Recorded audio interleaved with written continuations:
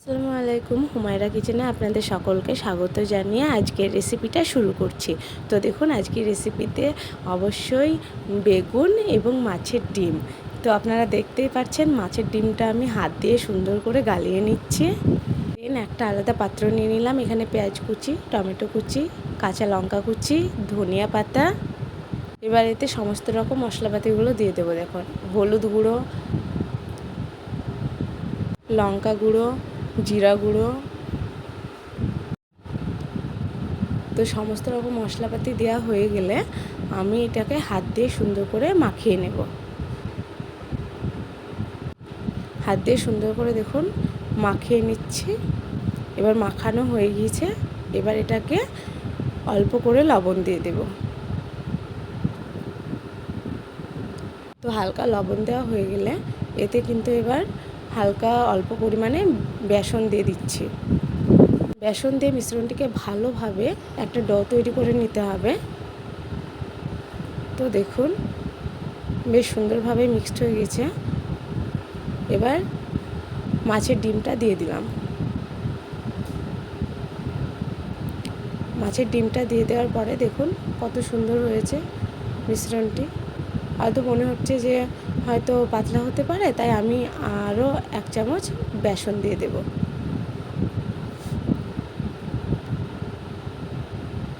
অবশ্যই বাড়িতে যদি অল্প পরিমাণে মাছের ডিম কিংবা এমনি ডিমও থাকে, আপনারা এরমভাবে তৈরি করে নিতে পারেন। অসাধারণ হয় খেতে।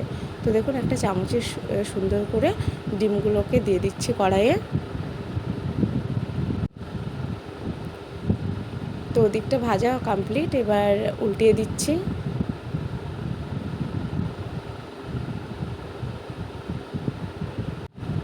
তো আমার ভিডিও আপনাদের কেমন লাগছে অবশ্যই জানাবেন। আপনারা কোথা থেকে আমার ভিডিও দেখছেন অবশ্যই জানাবেন।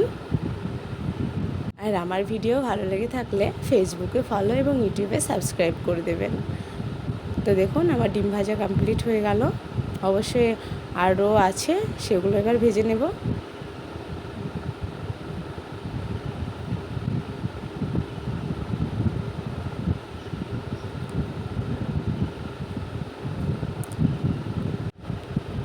তো আমার ভিডিও আপনাদের যদি ভালো লেগে থাকে অবশ্যই শেয়ার করবেন ফ্যামিলি এবং ফ্রেন্ড সার্কেলের মধ্যে।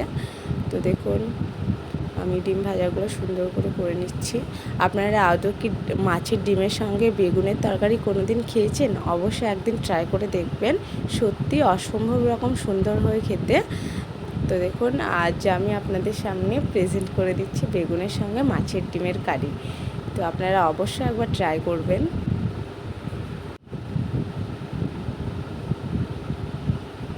তো দেখুন, ভালোভাবে এই ডিমগুলোও ভাজা হয়ে গেল। এবার এই ডিমগুলোকেও তুলে নেব।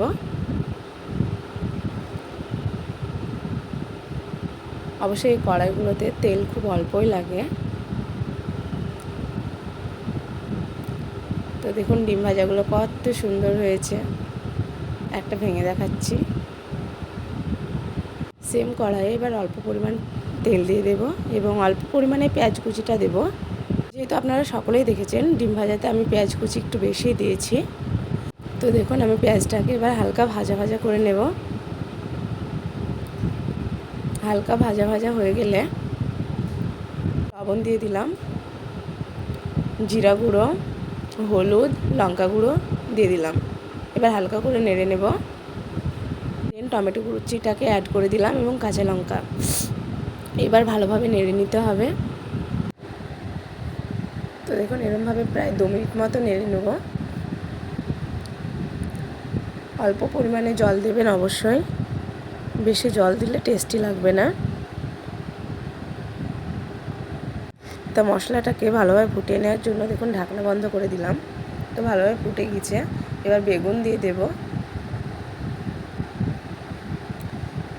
বেগুনগুলোকে দিয়ে প্রায় 2-4 মিনিট ফুটিয়ে নিয়ে এবার মাছের ভাজা ডিমগুলোকে দিয়ে দিচ্ছি। তো আমার ভিডিও আপনাদের কেমন লাগছে অবশ্যই জানাবেন। ভালো লাগলে শেয়ার করবেন।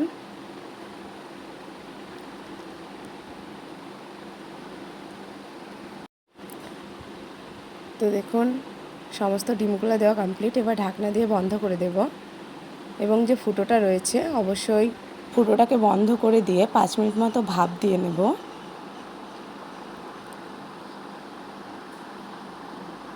তো দেখুন 5 মিনিট ভাপ দেওয়া কমপ্লিট। কত সুন্দর ও লোভনীয় হয়েছে। তো এবার আমি পরিবেশনের জন্য নামিয়ে নেব।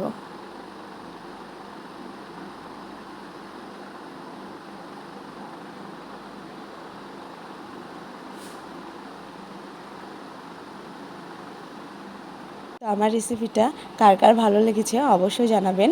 রেসিপি ভালো লেগে থাকলে শেয়ার করতে ভুলবেন না।